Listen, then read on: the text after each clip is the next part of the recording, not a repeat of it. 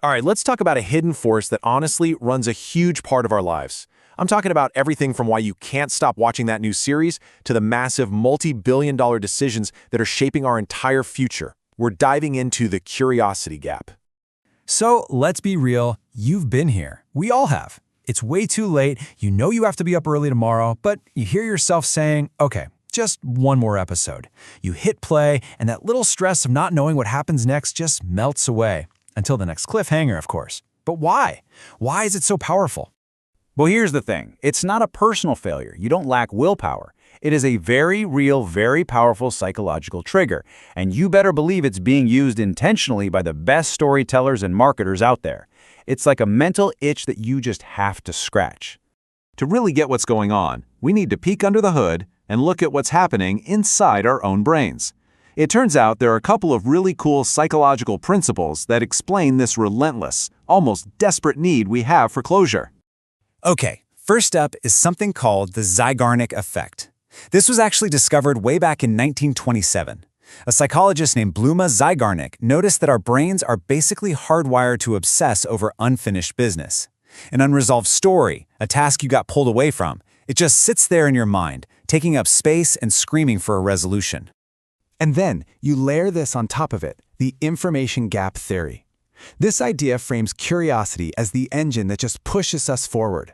The second we realize there's a gap between what we know and what we want to know, this incredibly powerful motivation just kicks in, compelling us to find that missing piece. Now this chart looks a little academic, I know, but stick with me because what it shows is pretty fascinating. The old school economic view is that we only want information to make better decisions. That's box A. It's instrumental value. But look over at box C. This model shows curiosity as something else entirely. It's an intrinsic desire for clarity. We want to know just for the sake of knowing. It's not about making a decision, it's about closing that gap. So, we've got these incredibly powerful psychological triggers just sitting there in our brains. Is it any surprise that the world of marketing has gotten unbelievably good at pulling these levers? They've turned our natural curiosity into a machine for clicks and sales. In the marketing world, this whole technique is known as creating an open loop. By telling you part of a story, or asking a question, or showing you a problem without an immediate solution, they create that exact same mental tension you feel at the end of a cliffhanger. You are psychologically cornered, in a way, and you feel compelled to find the info that closes that loop. But here's the crucial part. Not all information gaps are made equal. Some fascinating research found that if you give someone minimal information, the gap feels too big, it's almost intimidating, and our curiosity actually drops. But if you give a moderate amount of info, a few specific clues without the final answer, the gap suddenly feels solvable, and that is the sweet spot. That's when our curiosity goes through the roof. And once you see it, you'll see it absolutely everywhere. Headlines that show you a problem and promise a fix. Email subjects that tease some big announcement. Previews for what's coming next in a series of posts. They are all open loops, and they are all precision engineered to make you click, read, and engage, just so you can get that sweet, sweet feeling of closure. And this right here, this is the so what for business.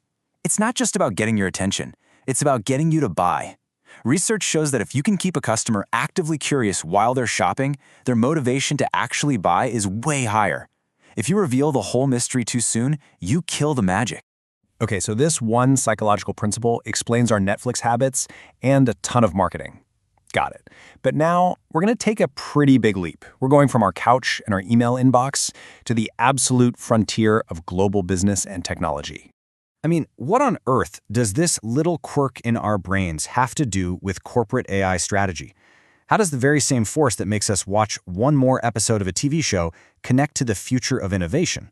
Well, that is the new information gap we're about to close. Let's start with this one. Single number from a big McKinsey global survey, a whopping 66%. That's nearly 2/3 of organizations that have not yet started to truly scale artificial intelligence across their business. So despite all the hype, most companies are still just dipping their toes in the water. So what's the difference? What separates the companies that are getting real, tangible value from AI from everybody else? This chart says it all. Most companies are looking at AI through the lens of cost-cutting. They're just trying to be a little more efficient. But the top performers, they're playing a completely different game. They are focused on growth and innovation. And that right there explains why, even though almost 9 out of 10 companies say they use AI, less than 40% are seeing any real impact on their bottom line. The difference isn't the tech itself. It's the size of their ambition. The winners aren't just trying to do the same old things a little bit faster or a little bit cheaper. No, the most successful companies are using AI to go after the biggest unknowns, the biggest what-ifs in their entire industry.